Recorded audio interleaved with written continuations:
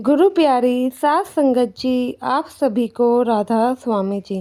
सात संगत जी, सत्संगी होने से कोई हमें टैग नहीं मिल जाता कि हम सत्संगी हैं, या फिर अगर हम सत्संगी हैं तो सामने वाला गैर सत्संगी है। सत्संगी का मतलब क्या होता है?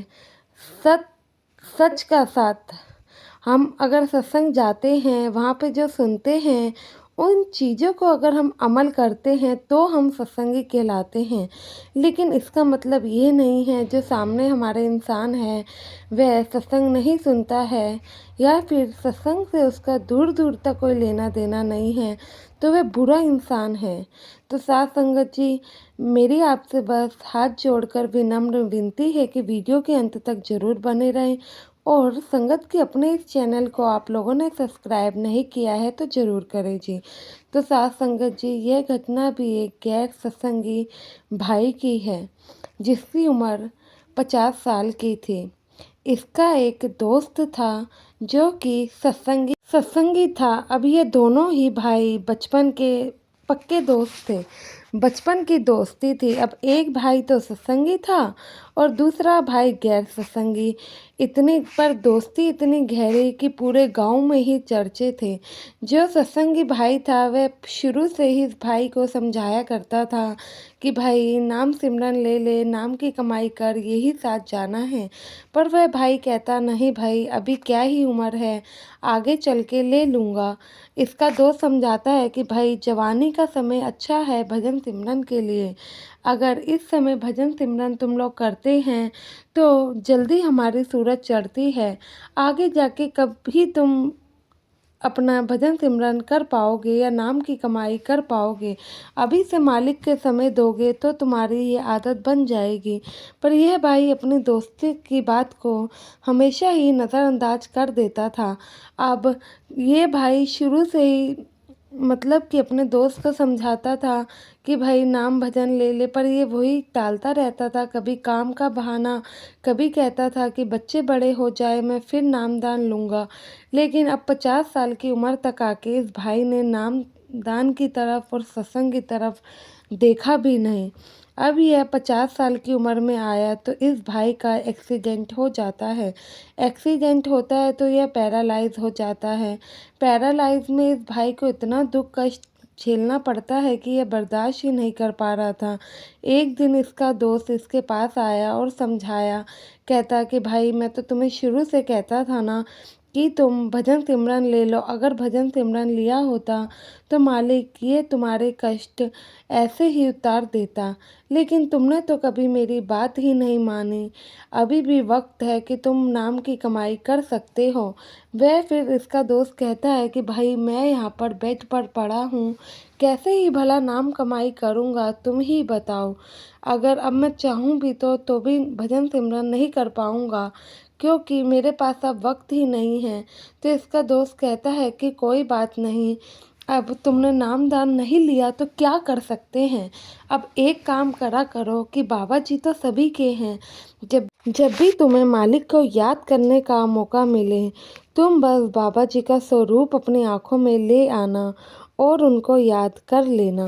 देखना मालिक तुम पे कैसी कृपा करेगा।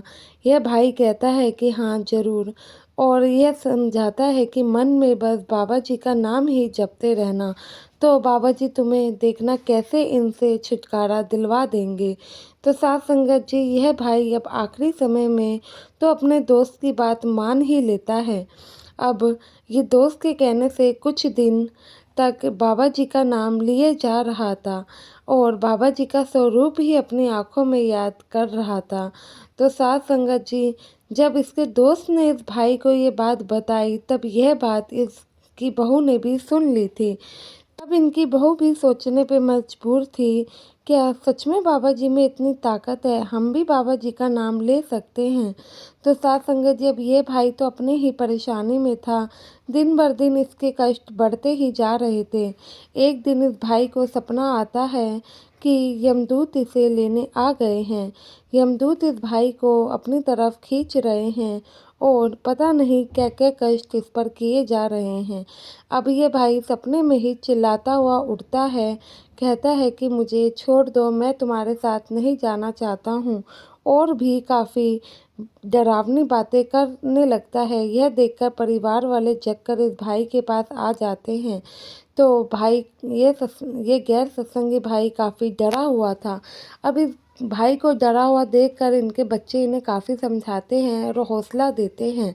इनकी बहू भी कहती है कि पापा जी आप ज़्यादा टेंशन ना लो, जैसे वो अंकल जी बता के गए थे आप उन गुरु को याद करो, वह ज़रूर आपका हल करेंगे। तो ये कहता है कि हाँ बेटा तुम सही कह रही हो। तो ये भाई काफ़ी डरे होने के कारण पहले तो परिवार के लोग इन भाई के साथ ही रहते हैं, फिर थोड़े समय बाद कहते हैं कि पिताजी अब आप आराम करिए, हम यहीं पर हैं। तो इस भाई को सुलाकर इनके बेटे अपने रूम में चले जाते हैं। जब ये भाई अपनी निंद्रा श्रेणी में पहुंचता है तो बाबा जी इसे दर्शन देते हैं। दर्शनों में ये बाबा जी के हाथ जोड़ के मदद मांगने लगता है। तो कहता है कि मुझे बख्श दो, आप ही मालिक का रूप हो, आप ही मुझे अपने साथ क्यों नहीं लेके चले जाते। आप जैसे कहेंगे मैं वैसे करने को तैयार हूँ। जानता हूँ इस जन्म में काफ़ी कष्ट किए हैं, लेकिन बख्श दो मेरे मालिक। तो ये बाबा जी से जब मदद मांगता है तो बाबा जी इसको वादा करके जाते हैं कि भाई कल शाम 4 बजे मैं तुझे लेने आऊँगा। जब तक तेरे पास जो समय है तुझे इसमें मालिक को ही याद करना होगा। बिना समय गंवाए तुम मालिक को याद करोगे तो मैं अपना वादा ज़रूर तुम्हें निभाऊँगा और तुम्हें लेने आऊँगा, तुम तैयार रहना। ये भाई जब अपनी नींद से उठता है तो सोचता है कि क्या ये बात सच है। तो ये बात ये सभी अपने घर के लोगों को बता देता है। जब घर के लोगों को पता लगती है तो धीरे धीरे यह बात गांव में आग की तरह फैल सी जाती है। सबको पता लगता है कि बाबा जी कल शाम 4 बजे इसको लेने आने वाले हैं। तो जब अगला दिन आता है तो यह भाई बिल्कुल ही समय व्यर्थ ना करते हुए मालिक को ही बेहिसाब याद किए जा रहा था। अब उस दिन का समय धीरे धीरे बीत रहा था। जैसे ही 4 बजने का समय आता है तो यह कहता है अपने बच्चों से कि बेटा मुझे यहाँ से नीचे ज़मीन पर उतार दो। बाबा जी आए और मैं बेड पर लेटा रहूं, ये अच्छी बात नहीं। मैं नहीं चाहता कि मालिक मुझे ऐसे लेके जाए। तो इनके बेटे इसे बेड से नीचे फर्श पर बिठा देते हैं और कहते हैं कि तुम यहाँ से चले जाओ और रास्ता खाली छोड़ दो, बाबा जी बस आने ही वाले हैं। तो साथ संगत जी पूरा गांव इस भाई के घर के बाहर आकर बैठ जाता है। सोचता है कि बाबा जी आएंगे तो हम दर्शन करेंगे। अक्सर सत्संगियों को बस पता लगना चाहिए कि हाँ बाबा जी आ रहे हैं, वह वहाँ पर पहुँच ही जाते हैं, जो कि गलत बात है। बाबा जी भी समझाते हैं कि हमें अंदरूनी दर्शनों पर ध्यान देना चाहिए। अब सभी लोग इंतज़ार कर रहे थे, लेकिन जब बाबा जी उस भाई को लेने आते हैं तो किसी को भी नहीं पता लगता है। वह भाई चिल्लाता रह जाता है कि देखो मेरे सद्गुरु जी ने अपना वादा निभाया, बाबा जी मुझे लेने आ गए। ऐसे ही करते करते 4 बजे बाबा जी आते हैं और उसे लेकर चले जाते हैं। पूरा गांव देखता रहता है कि ये हुआ क्या, बाबा जी के दर्शन हमें तो हुए नहीं, तो बाबा जी आए कैसे थे। तो साध संगत जी ऐसी अवस्था में जब बाबा जी के दर्शन किसी को नहीं होते हैं, बाबा जी ने उससे वादा किया था तो सिर्फ उसी को बाबा जी के दर्शन हुए। और जब वह भाई इस दुनिया से जाता है तो काफ़ी नूर भरे चेहरे के साथ यहाँ से विदा लेता है और सभी लोगों का मायूस चेहरा भी हो जाता है, क्योंकि वह सब बाबा जी के दर्शनों के लिए बैठे थे पर उन्हें दर्शन नहीं हो पाए।